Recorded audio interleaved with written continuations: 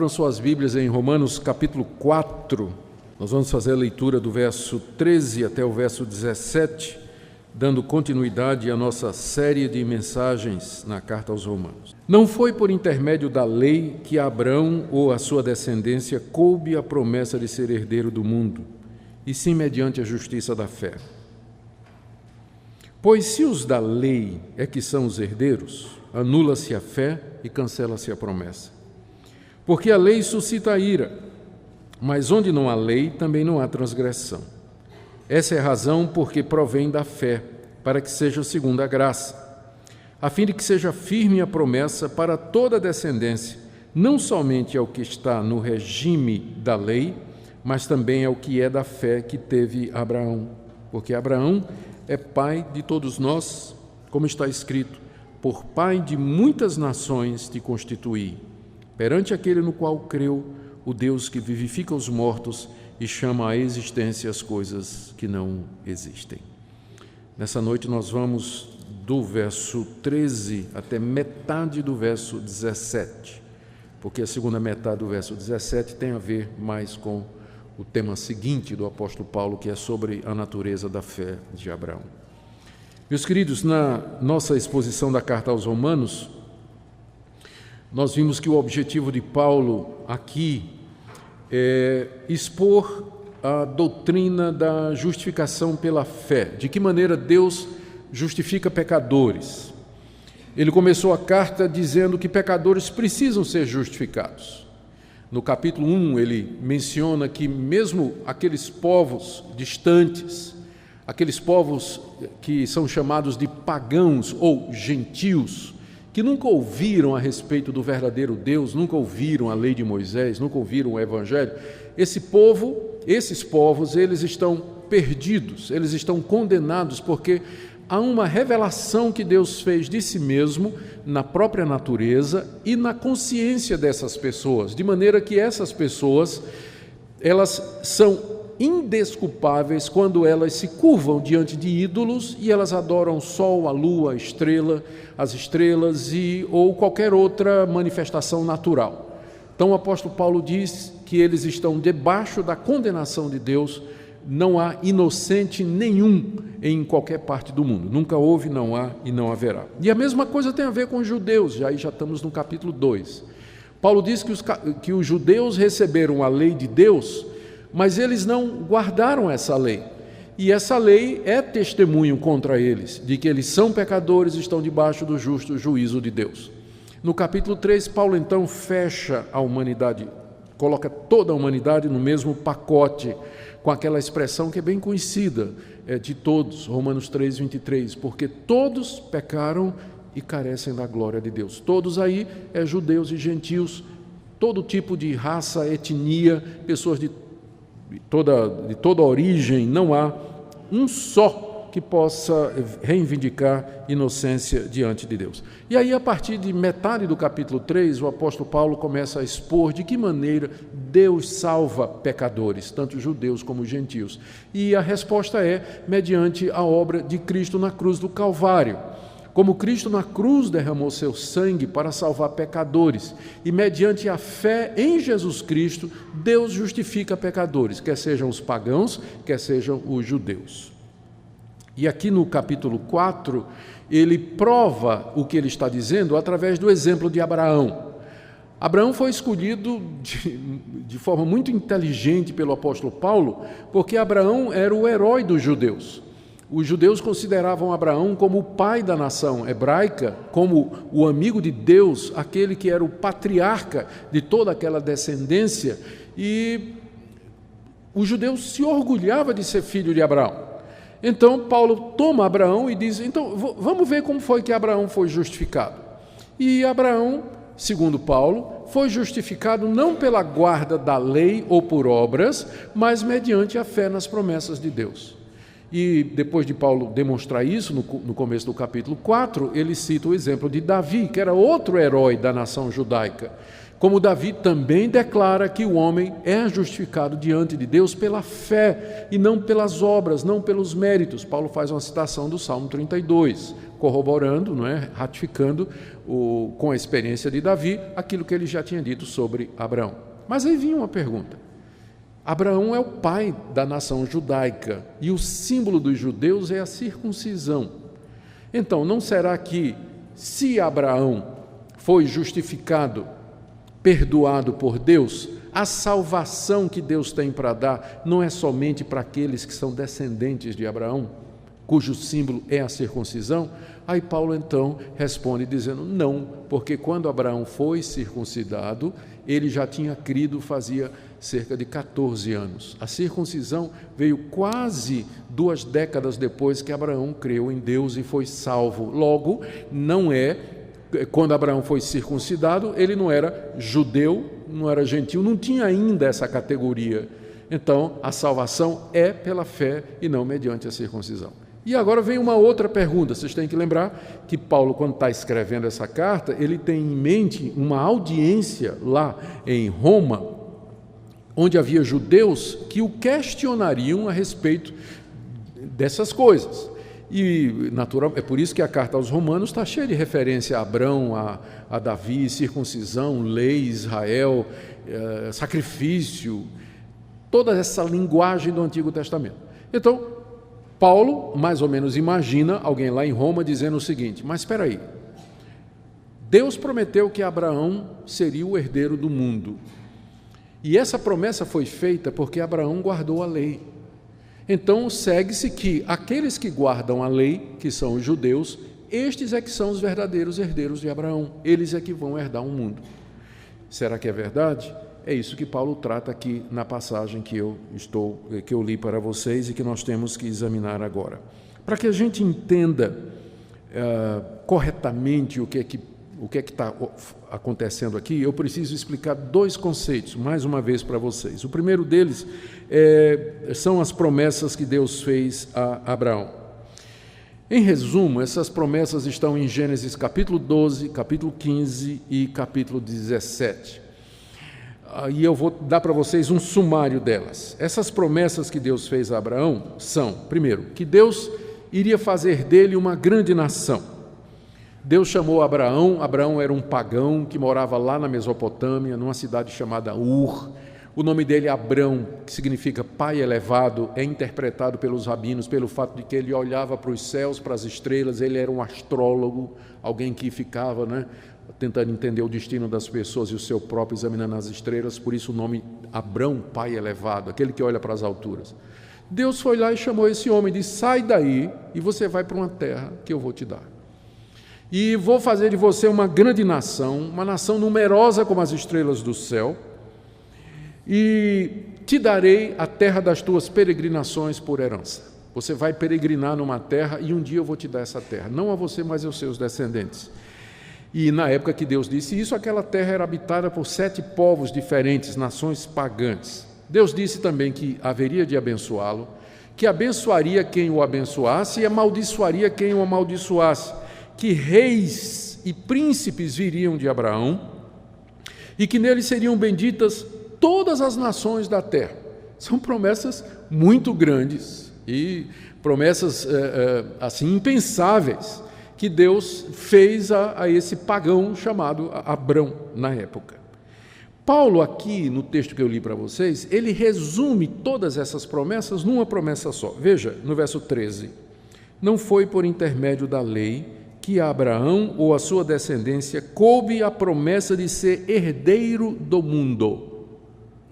Então Paulo resume nessa expressão todas as outras promessas. Herdeiro do mundo. Ou seja, Deus prometeu a Abraão que o mundo ia ser dele. Todas aquelas promessas, de ti farei uma grande nação, de ti virá alguém em quem serão benditas todas as nações da terra, príncipes virão de ti e tudo mais. No final, o que Deus estava dizendo a Abraão é o seguinte: a você e a sua descendência eu vou dar a terra. Você vai ser herdeiro do mundo. O mundo será seu por herança. Eu estou te dando isso. É a promessa que eu estou fazendo. É assim que Paulo resume todas aquelas promessas do livro de Gênesis na história de Abraão, que todos nós conhecemos muito bem. E quando Paulo se refere a isso aqui, né, que Abraão seria herdeiro do mundo, ele ou sua descendência, Paulo está pensando não no mundo físico como nós o conhecemos agora, mas no novo mundo que Deus prometeu já no Antigo Testamento que haveria de criar. Há uma promessa, várias promessas no livro dos profetas, especialmente Isaías, de que Deus haveria de fazer uma nova realidade. Esse mundo que ele criou foi contaminado pelo pecado. Deus então faria um novo céu e uma nova terra e daria ao seu povo. O judeu entendia que isso era uma promessa para ele. Por quê? Porque ele era descendente de Abraão, ele era circuncidado, ele recebeu a lei. Eles eram os legítimos herdeiros de Abraão, portanto, eles herdariam a terra. A nação de Israel um dia seria a nação predominante. Todas as demais nações prestariam tributo à nação de Israel e Davi se sentaria no trono de Jerusalém, um descendente de Davi, e de lá governaria todas as nações. Era assim que o judeu entendia isso aí.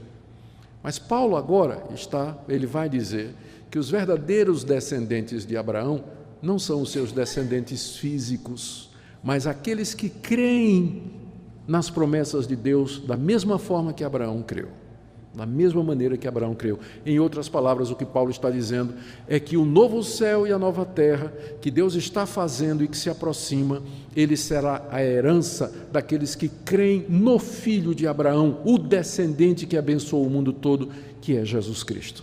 Esse vai ser o ponto aqui que o apóstolo Paulo vai fazer. Agora, o segundo conceito que nós precisamos relembrar aqui é a respeito da lei de Moisés. Porque a pergunta de Paulo aqui no verso 13, aliás, a afirmação de Paulo no verso 13, é de que não foi por intermédio da lei que a Abraão ou a sua descendência coube a promessa de ser herdeiro do mundo. Por que Paulo está levantando essa questão? Ele está dizendo, olha, a promessa de herdar o mundo, esse mundo maravilhoso que Deus haverá de trazer ainda, isso não foi resultado da lei. Por que Paulo está dizendo isso? Porque os judeus acreditavam que as promessas que Deus fez a Abraão foi exatamente porque Abraão era um guardador da lei. Era um guardador da lei. O argumento dos judeus era mais ou menos o seguinte: Deus havia revelado a lei a Abraão 430 anos antes de Moisés. Então, Abraão sabia em detalhes tudo aquilo que um dia Deus mostraria a Moisés 430 anos depois. Abraão está aqui, 430 anos depois, Moisés dá a lei à nação de Israel. Mas os judeus diziam, não, antes de dar a lei a Moisés, Deus já tinha revelado a lei a Abraão. Então, Abraão guardou a lei. E porque ele guardou a lei, Deus fez essa promessa de que ele havia de herdar o mundo. Tem até uma citação aqui que eu anotei, de um livro apócrifo chamado Baruque, capítulo 44, 19 a 21, que foi escrito por judeus antes de Jesus Cristo, que fala sobre Abraão dizendo assim: Abraão guardou a lei do Altíssimo e estava em aliança com Deus. Deus lhe deu a circuncisão e quando Abraão mostrou que era fiel, Deus lhe prometeu com juramento que o abençoaria com numerosa descendência e lhe daria a terra. É uma citação de um livro apócrifo escrito pelos judeus um pouco antes de Paulo. E esse, é claro, a gente não aceita os livros apócrifos como inspirados, mas eles eram lidos e eles circulavam no meio da comunidade judaica e refletia a crença dos judeus de que Abraão tinha sido um guardador da lei, cumpriu fielmente a lei, e foi por isso que Deus deu a ele a promessa de que um dia ele haveria de herdar a terra. A lei de Moisés, a gente precisa refletir nisso aqui, entender, ela foi dada 430 anos depois de Abraão, quando Deus tirou os israelitas, filhos de Abraão, do Egito, sob o comando de Moisés. Atravessaram o Mar Vermelho, chegaram no Monte Sinai, Moisés sobe, passa 40 dias no alto do monte, e ali Deus revela para ele a lei. Essa lei, ela pode ser dividida em 3 categorias, apenas para facilitar. Nós fazemos essa categorização. A lei cerimonial, que tinha a ver com templos, sacrifícios, sacerdotes, purificação, circuncisão, dieta religiosa, dias de festas, tudo isso Deus revelou a Moisés e mandou que ensinasse ao povo. Depois tinha a lei civil, que tinha a ver com Israel como nação, e que se referia à divisão da terra, cultivo, colheita, guerra, prisioneiros, família, casamento, negócios. Então, há muitas leis no Antigo Testamento que foi dada através de Moisés para os judeus que tem a ver com isso. Israel como uma nação.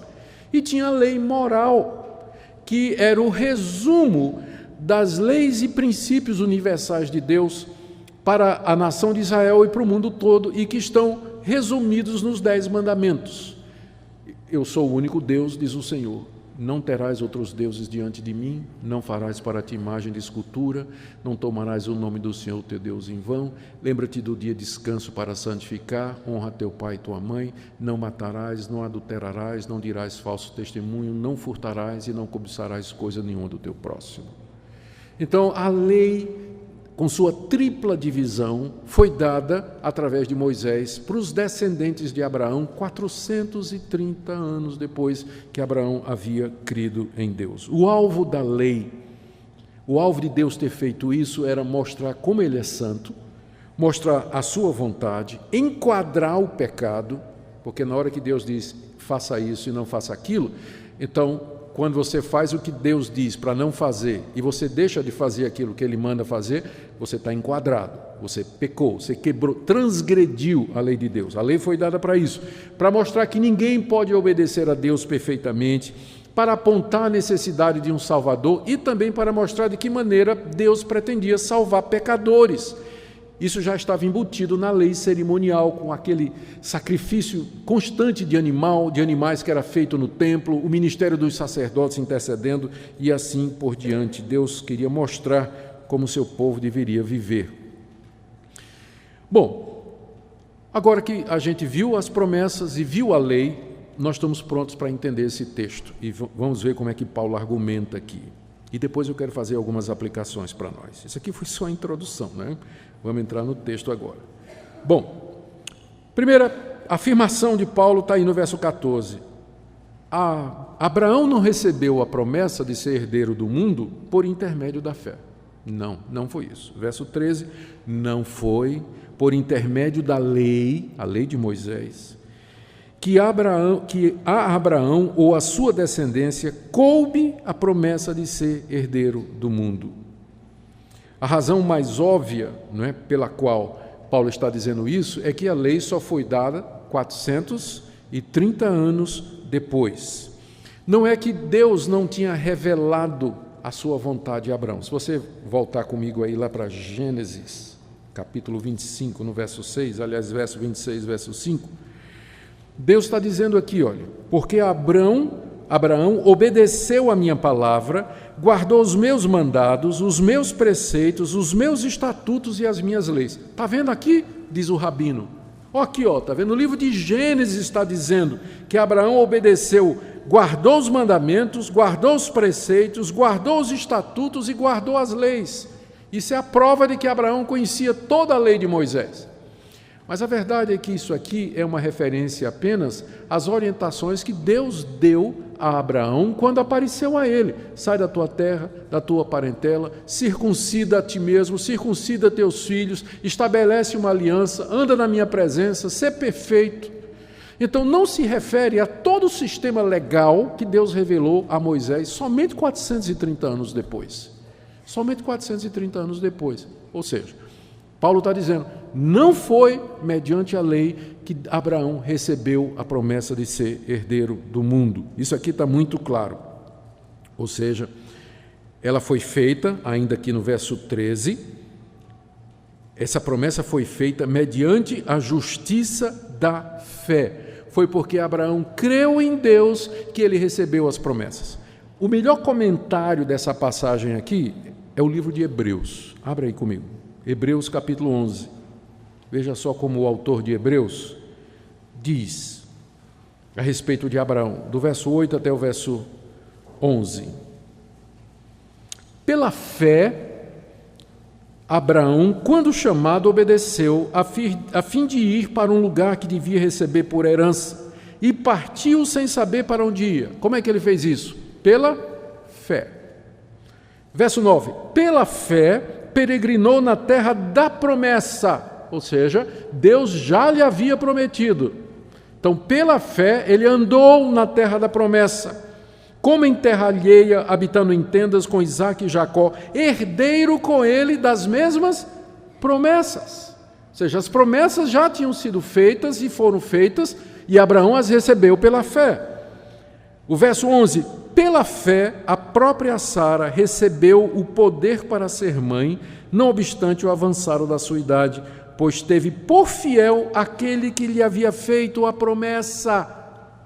Sara era mulher de Abrão, era estéril, avançada em idade, e juntamente com seu marido creu quando Deus disse: de ti sairá alguém que abençoará todas as nações, se referindo ao Messias, se referindo a Jesus Cristo. Abraão e Sara creram, e as promessas são por conta disso, por conta da fé nas promessas de Deus, e não porque Abraão tinha guardado toda a lei de Moisés, cada detalhe dela, como os rabinos diziam, os livros apócrifos dizem, e até hoje alguns defensores do legalismo dizem também. A conclusão de Paulo, então, é que aqueles que são da fé é que são os verdadeiros herdeiros de Abraão. É para esses que Deus fez a promessa. Agora, em seguida, ele dá 3 razões pelas quais não podia ter sido pela lei, que está aí do verso 14 em diante. Vamos ler então o verso e vamos ver esses motivos aqui. Por que não podia ter sido pela fé? Verso 14. Pois, se os da... Desculpe, por que não podia ter sido pela lei? Pois, se os da lei é que são os herdeiros, primeiro, anula-se a fé. O que ele está dizendo? Se aqueles que são da lei, que são judeus, descendentes de Abraão, que tinham a lei e queriam guardar a lei para ser salvos e ser herdeiros da promessa. Ele está dizendo, se esses é que são os herdeiros de Abraão, então anula-se a fé. Aqui está óbvio que fé e guarda da lei são 2 coisas incompatíveis. Uma exclui a outra. Se a promessa de herdar o mundo é pela lei, está excluída a fé. Não dá para combinar guarda da lei com fé, porque guarda da lei tem a ver com mérito humano. Deus diz, faz isso, faz isso, faz isso, faz isso. Se você faz, você tem direito, você tem mérito, você mereceu aquilo. Você vai receber aquilo como uma dívida que Deus contraiu com relação a você, e no fim a glória é sua. Mas a fé, ela não é mérito humano. A fé é a recepção gratuita da dádiva de Deus, do presente de Deus. Um sistema exclui o outro. Se a herança é pela guarda da lei, anula-se a fé. Então não tem como incluir a fé no sistema de salvação de Deus. Uma coisa exclui a outra. E às vezes os crentes são meio bipolar ou esquizofrênicos nisso, porque eles dizem que creem em Jesus Cristo, mas no fundo eles esperam merecer alguma coisa de Deus. Você encontra muito crente assim. Ele diz, não, Jesus Cristo é meu Salvador, eu creio nele, e lá no fundo do coração ele tem alguma confiança de que ele merece alguma coisa da parte de Deus, de que ele tem méritos no céu, de que ele não é tão ruim assim, tem gente pior do que ele faz alguma coisa boa e que Deus então vai dar um merecimento dele, coisa desse tipo. Aqui o apóstolo Paulo diz, se for pela guarda da lei, está anulada a fé. São 2 sistemas incompatíveis, ou é pela fé e pela graça, ou é pela guarda da lei, mas não tem como juntar as 2 coisas, uma exclui a outra. Então essa é a primeira razão pela qual a herança ou herdar o universo que Deus tem preparado para nós não é pela guarda da lei e, portanto, não pertence exclusivamente aos judeus.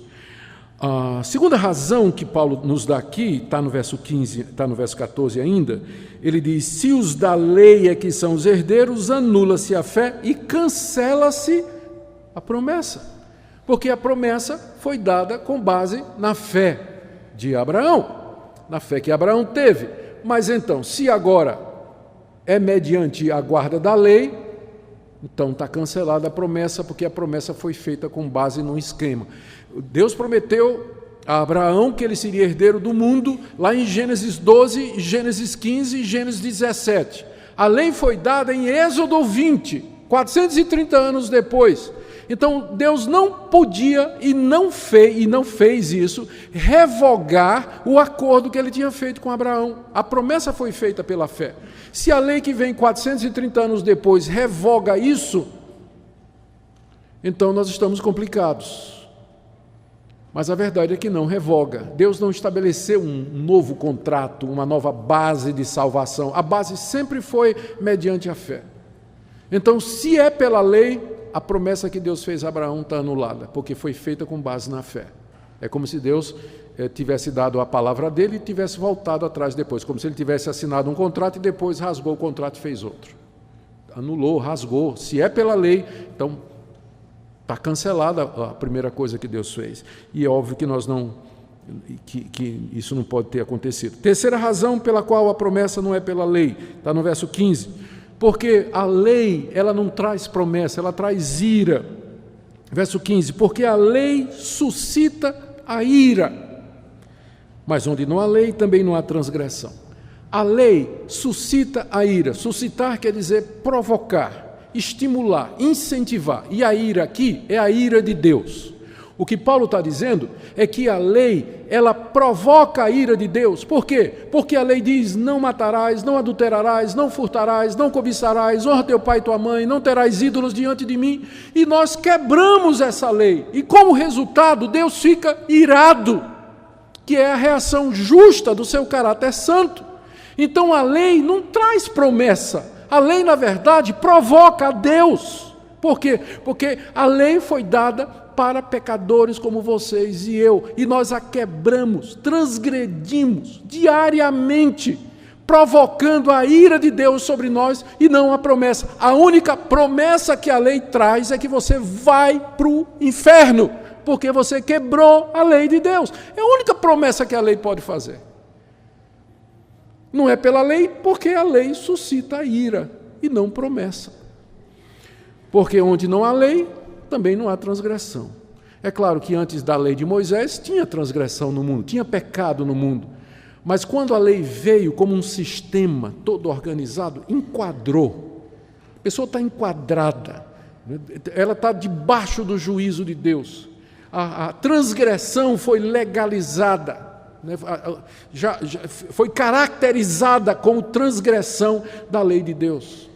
Então o sistema legal dado por Moisés, longe de ser a base da promessa, ao contrário, ele provoca a ira de Deus. Nunca pode ser pelo nosso merecimento, porque nós não conseguimos cumprir a lei de Deus e só merecemos a sua ira. Depois de ter dado 3 razões pelas quais não pode ser pela lei, Paulo dá 2 para dizer por que é da fé. Está no verso 16. Essa é a razão porque a herança provém da fé. Primeiro, para que seja segundo a graça. Eis a razão pela qual Deus resolveu prometer a Abraão que ele herdaria o mundo, com base na fé que Abraão teve, para que fosse pela graça, porque fé e graça são compatíveis. Fé e graça são compatíveis. É pela graça mediante a fé. Fé não é mérito humano. Na Bíblia, a fé nunca é visto como sendo um mérito meu. A fé é a mão que se estende, súplice, para receber a promessa de Deus, a graça de Deus e a misericórdia de Deus. Fé nunca é atribuído a nós como mérito, mas é até crer é uma obra de Deus, como está lá em Efésios capítulo 2, que a salvação é pela fé, e isso não vem de vós, isso se refere à fé, mas é um dom de Deus. Então, por isso é que foi pela fé, para que fosse pela graça, para que Deus mostrasse como Ele é bom, para que Ele não ficasse devedor a homem nenhum, para que nós pudéssemos cantar a sua glória e a sua misericórdia para conosco. Essa é a razão porque provém da fé, para que seja segundo a graça. A segunda razão pela qual é pela fé, ainda no verso 16, a fim de que seja firme a promessa para toda a descendência, não somente ao que está no regime da lei, mas também ao que é da fé que teve Abraão, porque Abraão é pai de todos nós. E aí Paulo cita aqui, Gênesis 17:5, aquela promessa, por pai de muitas nações te constituí. A segunda razão pela qual a promessa de ser herdeiro do mundo foi dada pela fé, é porque assim aqueles que têm fé podem herdar juntamente com Abraão e os seus descendentes. Porque se fosse pela lei, seria somente dos judeus. Se fosse pela circuncisão, seria somente dos judeus. Mas como é pela fé, pode ser de brasileiros, como vocês e como eu. Nós podemos ser herdeiros dessa promessa. Se somos crentes em Jesus, nós somos herdeiros dessa promessa de herdar o mundo, de habitar no novo céu e na nova terra, onde finalmente a justiça irá habitar, onde esse mundo será expurgado finalmente de todo o pecado, a criação será restaurada, Deus estará entre nós na pessoa do seu Filho Jesus Cristo. Maravilhas incontáveis e indizíveis, como nós encontramos no livro de Apocalipse e em outras passagens da Bíblia, inclusive no livro do profeta Isaías, capítulo 60 em diante, particularmente 66, onde ele fala do novo céu e da nova terra. É pela fé para que possa ser para você, para que possa ser para mim, que creiam em Jesus como sendo filho de Abraão, em quem serão benditas todas as nações da terra. E aqui nós já caminhamos para alguns pontos de doutrina que eu queria resumir aqui. O primeiro deles é esse aqui. A Bíblia ensina consistentemente de que aqueles que creem em Jesus Cristo, eles têm a vida eterna. E a vida eterna não é só viver eternamente, mas é viver em comunhão com Deus no novo céu e na nova terra que Ele está preparando. É essa a herança que Deus nos dá mediante a fé. É esse o nosso destino. É isso que Deus preparou para nós. E é esse mundo que se avizinha.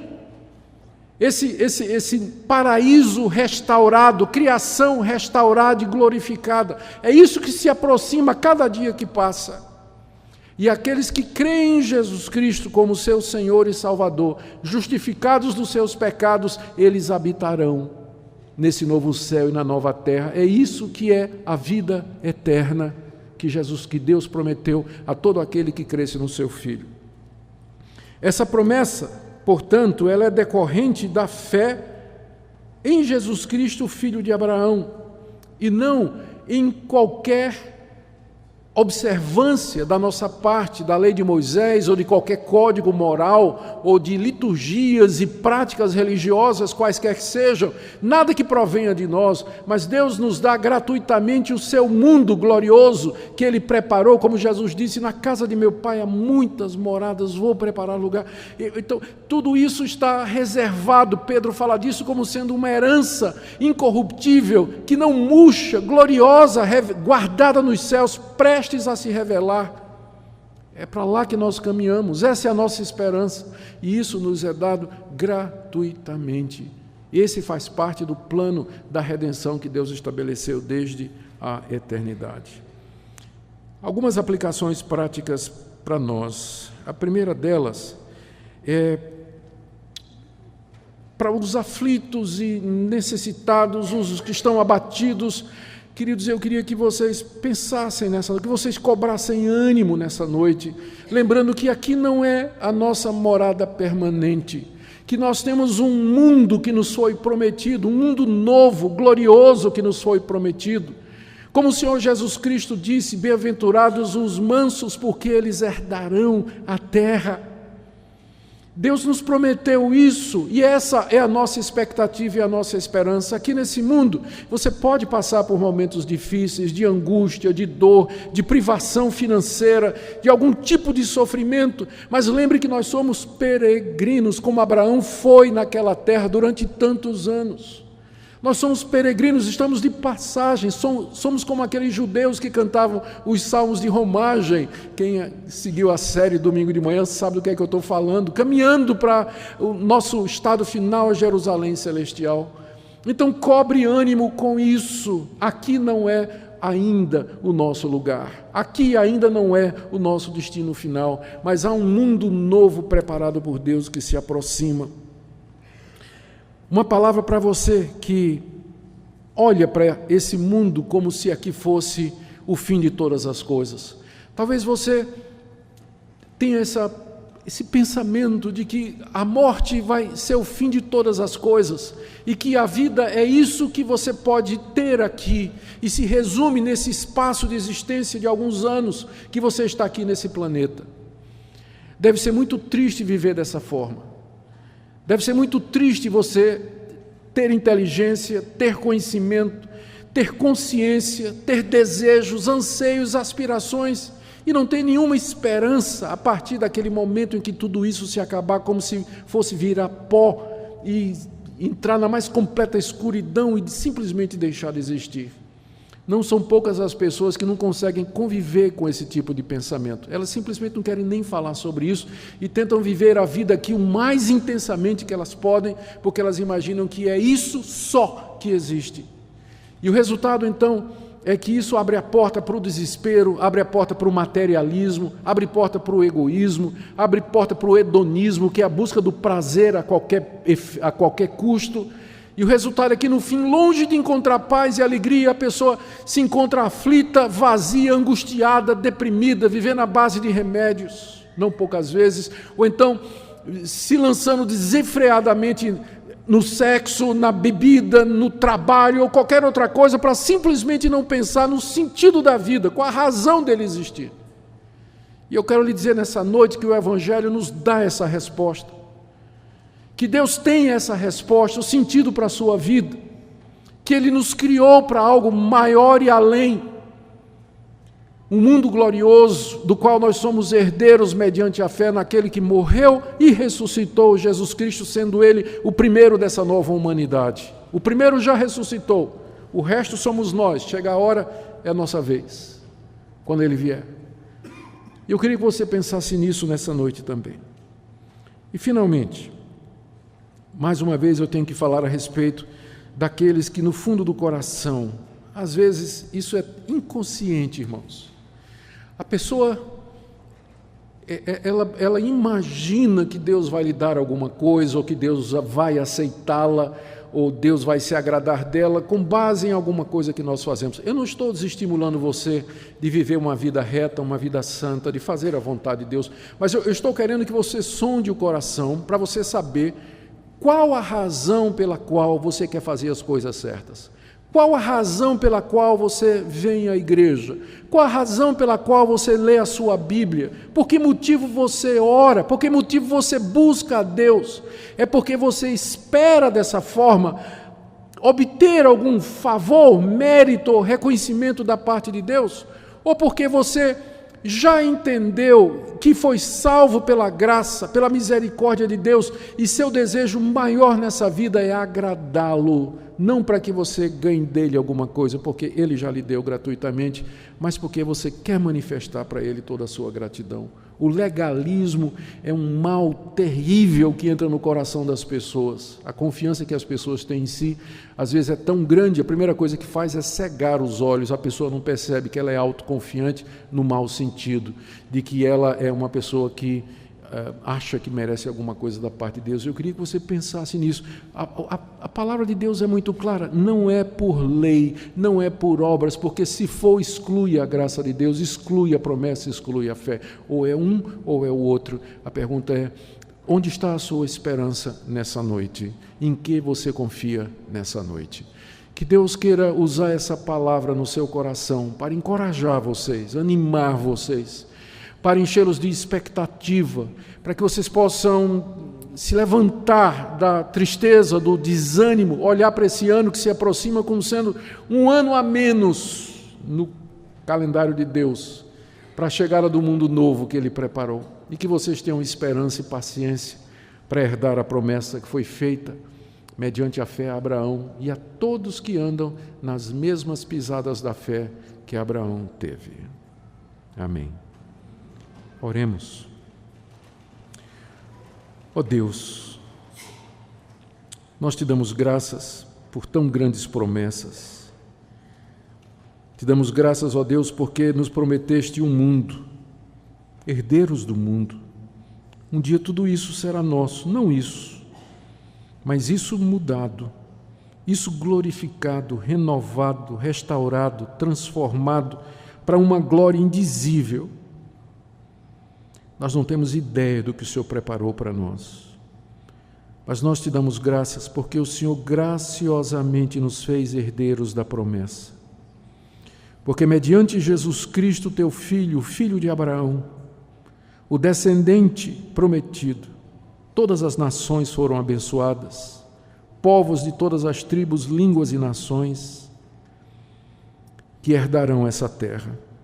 Te damos graças por isso. Se há alguém aqui essa noite que ainda não compreendeu o Evangelho, nós pedimos que essa palavra seja de encorajamento, que o Senhor queira abrir os seus olhos, que o Senhor possa derramar graça e misericórdia no seu coração.